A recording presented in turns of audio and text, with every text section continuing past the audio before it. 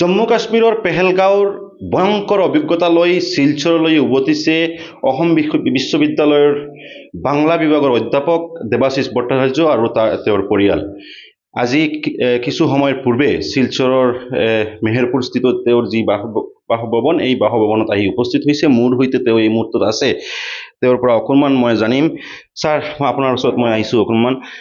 সিদিনা নিশ্চিতভাৱে এটা ভয়ংকৰ অভিজ্ঞতা, আৰু আপুনি ইতিমধ্যে সুকলমে আহি উপস্থিত হৈছে ঘৰত। কেনেদৰে, প্ৰথমৰ পৰা অকণমান যদি কৈ দিয়ে, কেনেদৰে ইতিমধ্যে আপুনি কৈছে। ইমান ডিটেইল আৰু এতিয়া কৈ লাভ নাই। মোৰ কি হৈছে ঘটনা সেইটো অসমৰ মানুহে জানে বা অলৰেডি মিডিয়াত আহি গ'ল, এইটো ইমান ডাঙৰ কথা নহয়। কোনোমতে উই কুড ছাৰ্ভাইভ, সেইটোৱে ক'ব পাৰোঁ। এটা ফুৰিবলৈ গৈছিলোঁ, এক্সট্ৰিমিষ্ট এটা এটাক হ'ল, য'ত 500 মান টুৰিষ্ট আছিলে। তাত এটা এৰিনাৰ ৰিয়াৰ ছাইডত আমি আছিলোঁ। যেতিয়া আমি গম পালোঁ যে হয় কিবা এটা এক্টিভিটি চলি আছে, আমি এটা ঠাইত গোট খালোঁ। আমাৰ ওচৰে পাঁজৰে যিকেইজন আছিলে চব এটা ঠাইত গোট খালোঁ। তাত শুই আছিলোঁ।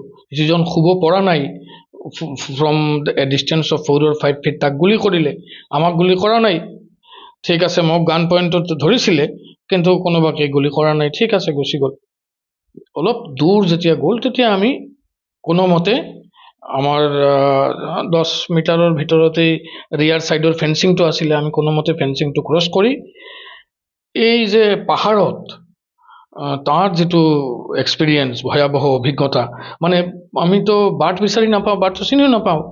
পাইন ট্ৰিজ, এটা মানে ডেন্স ফৰেষ্ট, আৰু জাষ্ট কিছু এই যে ঘোঁৰাৰ বাটৰ চিন, এই ঘোঁৰাৰ বাটৰ চিন অনুসৰি আমি মানে খোজকাঢ়ি আগবাঢ়ি থাকোঁ। তিনিজন নহয়, লগতে আৰু এটা মানে পৰিয়াল, দুৰ্ভাগ্যজনকভাৱে তেওঁলোকক 7 or 8 মেম্বাৰ্ছ ফেমিলি ভিজিট কৰিবলৈ গৈছিল ছত্তীশগড়। তাত দুজন, এটা মা অফ এবাউট 30-32 years এজ, আৰু লগতে ছোৱালী এজনী মানে 6-7 বছৰ হ'ব। এই দুজনো মানে ফেমিলিৰ বাকী মেম্বাৰসকলৰ পৰা ডিটাচ হৈ গ'ল আৰু আমাৰ লগত জাম্প কৰি দিলে, মানে এইফালে গুচি আহিল পাহাৰত। এতিয়া চলিব নোৱাৰে, কেতিয়া কোলাত লয় মোৰ ল'ৰাই, কেতিয়াবা কোলাত মই লওঁ, আৰু এটা মানে বিধ্বস্ত বা ৰেষ্টটো নিব নোৱাৰোঁ।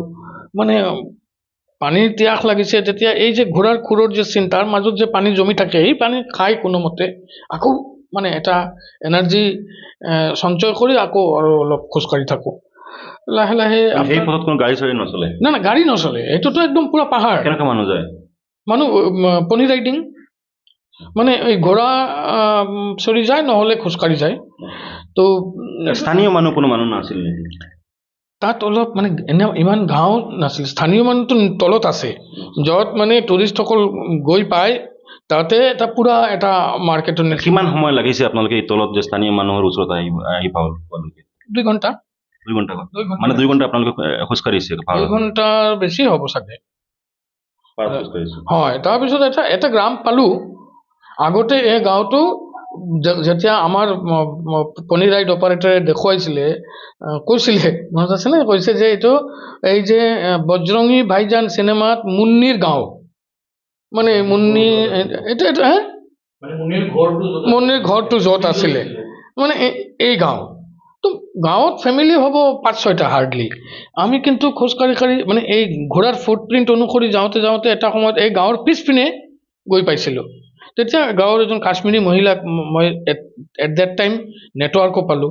তেতিয়া ড্ৰাইভাৰে ফোন কৰি আছে। এতিয়া আমি ক'ত আছোঁ আমিতো ক'ব নোৱাৰোঁ।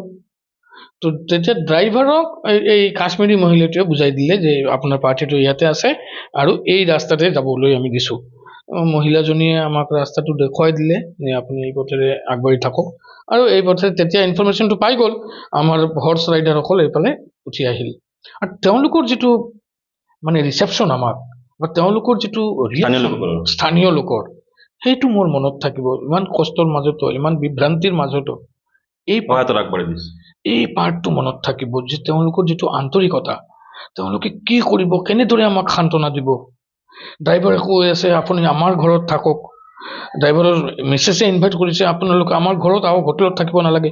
হোটেলৰ মালিকে কৈছে আপোনাৰ হোটেলত থাকিলে যদি যি আপুনি সময়ত এটাকটো হৈছে সেই সময়তে আপোনালোকে কি কৰি আছে? আমিতো জাষ্ট ফুৰিবলৈ গৈছিলোঁ, 15 মিনিটমান হ'ল আমি তাত গ'লোঁ। মোৰ ল'ৰা পাহাৰ চাই আছে, মই দুটাকেইটা ফটো উঠিলোঁ, তাৰপিছত ফটোগ্ৰাফাৰৰ লগত কথা পাতি আছোঁ, জাষ্ট এনে লেজাৰ টাইম। তেতিয়াও আমি মেইন একেবাৰে হেৰিত যোৱাই নাই, ফ্ৰণ্ট ছাইডত যোৱাই নাই। আমি পিছৰ গেটৰ ফালে সোমাইছিলোঁ টিকেট কাটি, তাৰেই ধৰক 20 মিটাৰ মানৰ ভিতৰত আমি তেতিয়া আছোঁ। মোৰ মিছেছক এটা হেৰি যে আপোনাৰ এই চাদৰ বিক্ৰী কৰা, কাশ্মীৰী শাল বিক্ৰী কৰা এটা ভেণ্ডৰে মোৰ মিছেছৰ লগত শাল দেখুৱাইছে। মোৰ মিছেছ একদম মাটিত বহি শাল দেখিছে। তেনেকুৱা সময় হঠাতে বন্দুকৰ আৱাজটো পালোঁ। তাৰপিছত আপোনালোকৰ ওচৰত দৌৰি আহিল? ইমান নহয়, বন্দুকৰ আৱাজটো যেতিয়া পালোঁ তেতিয়া প্ৰথমতে এই কেয়াৰটেকাৰজনে ক'লে, মানে এই যে লোকেল মানুহে ক'লে যে এই বান্দৰ খেদিবলৈ ফৰেষ্ট গাৰ্ডে কেতিয়াবা ব্লেংক ফায়াৰ কৰে, বান্দৰে বহুত আমনি দিয়ে টুৰিষ্টক। তো মইতো তেনেকৈ ভাবিছিলোঁ, ইমান গুৰুত্ব দিয়া নাছিলোঁ। হঠাৎ মোৰ ল'ৰা নটিচ কৰিলে যে এটা মানুহ দুজন মানুহ খোজকাঢ়ি গৈ আছে, এজন মানে গানমেন ওচৰতে গৈ এজনক গুলিয়াই দিলে, মেইল পাৰ্চনক। মোৰ মিছেছে হঠাতে দেখিলে যে তাত মানে ফিল্ডৰ মাজত এটা প্লেয়িং এটা ডাঙৰ বেলুনৰ নিচিনা আছিলে, তাত এজন পৰি গ'ল। তেতিয়া একেলগে যেতিয়া কেইটা মানে বন্দুকৰ চাউণ্ড শুনিলোঁ, তেতিয়া আমি একেলগে গোট খালোঁ, তাতে গাছৰ তলত আশ্ৰয় ল'লোঁ। আপোনাৰ ওচৰত আহিছিল? আহিছে কেনেকৈ আহিছিল? একদম দেখিছিল? খোজকাঢ়ি আহিছে, হাতত সেই। তেতিয়া একেলগে যেতিয়া কেইটা মানে বন্দুকৰ চাউণ্ড শুনিলোঁ, তেতিয়া আমি একেলগে গোট খালোঁ, তাতে গাছৰ তলত আশ্ৰয় ল'লোঁ। আপোনাৰ ওচৰত আহিছিল? আহিছে কেনেকৈ আহিছিল? একদম দেখিছিল? খোজকাঢ়ি আহিছে, হাতত সেই গানটো আছে, গানটো AK-47 নে ষ্টেন গান আমি ক'ব নোৱাৰোঁ, কিন্তু ছিংগল একদম এজন আমিতো শুই আছোঁ, এজন থিয় হৈ আছিল, মানে শুব। ছোৱালীক খুৱাইছে, ঘৈণীয়েক শুইছে, নিজেও শুব, মানে lie down on the ground. এই সময়টো পোৱা নাই, তাক গুলিয়াই দিলে। কি কৰিম আৰু। তো আপোনাক আহি কি বন্দুক ধৰি কি বন্দুক ধৰিছিল, কি কৈছা মানে ক্যা বল ৰহে হো। তো চবেই যাক কৈছে মই তাক কৈছোঁ, কি কৈছিল? লা ইলাহা শুনি আছোঁ চাৰিওফালে, সেইটো কৈ আছোঁ, একেই কথা। সেইটো আৰু ডিছকাছ কৰি লাভ নাই, সেইটোতো মই আগতেই জনাইছোঁ।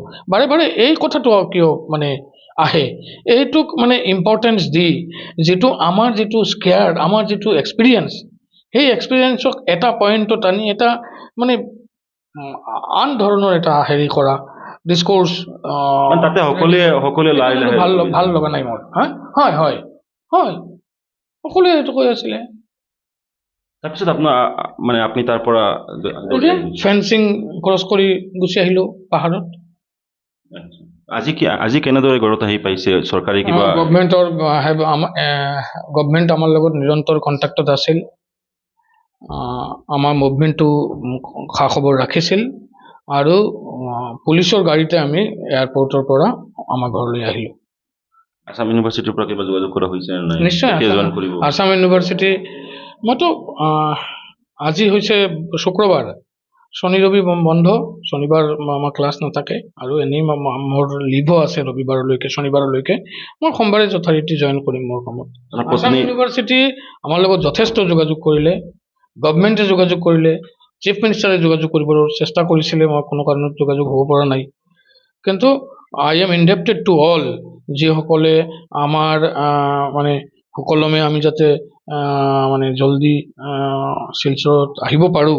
এতিয়া আমি এক্সস্টেড, এই যে আপোনালোকে আহি একেই প্ৰশ্ন জনা কথা বাৰে প্ৰতি এজন আহে আৰু এজন আহি আছে, সেইটো মোৰ বৰ আমনি লাগিছে একদম।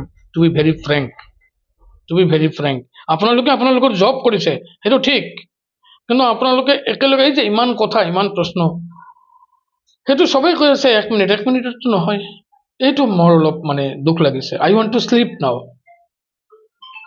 আই ৱান্ট টু হেভ এয়া আছিল অসম বিশ্ববিদ্যালয়ৰ বাংলা বিভাগৰ প্ৰধান দেৱাশিষ ভট্টাচাৰ্য, আৰু তেওঁ এই মুহূৰ্তত শিলচৰত তেওঁৰ যে বাসগৃহ, এই বাসগৃহত উপস্থিত হৈছে, আৰু তেওঁ ইতিমধ্যে জনাইছে যে সেই যি ভয়ংকৰ যি অভিজ্ঞতা তেওঁ গ্ৰহণ কৰিছে বা তেওঁৰ পৰিয়ালে যি ঘটনাৰ সাক্ষী হৈ ৰ'ল, এই সম্পূৰ্ণ ঘটনা বিতংভাৱে জনাইছে।